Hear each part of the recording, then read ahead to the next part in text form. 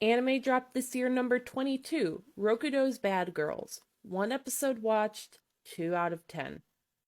If there is one thing I could give this one praise for, it's that it's at least trying to have a unique art style.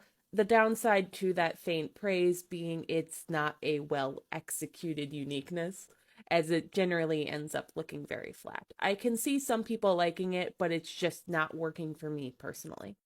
That's about all the good I could say for it, though. This one is just really gross and put me off in the first episode. Let's start with the main character and his friends. They suck. At first, it was like, okay, nerdy, weedy kid, got it. But then he and his friends take a hard turn into gross incel territory.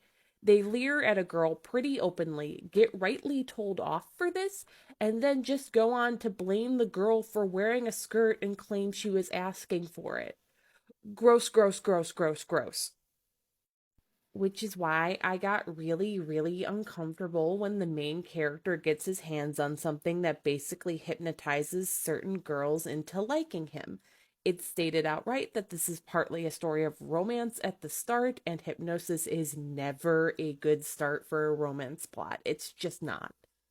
Then it all comes down to how this is portrayed in practice, which just falls back on some of the worst ways of writing women that I can't stand. So, the character that's to be our main bad girl is Rana, and she gets affected by the main character's little hypnosis thing. Surprise, surprise.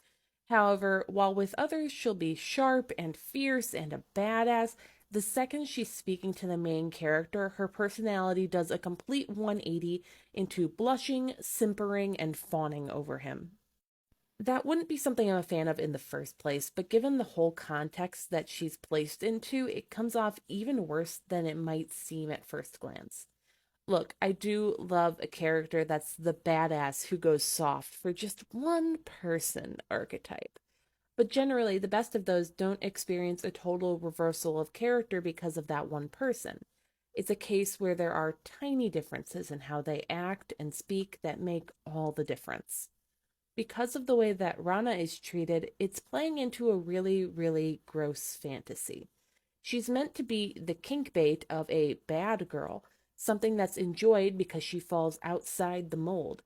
But she also plays into the fantasy of being able to tame her, of her turning into a good girl for you. See how that's uncomfortable?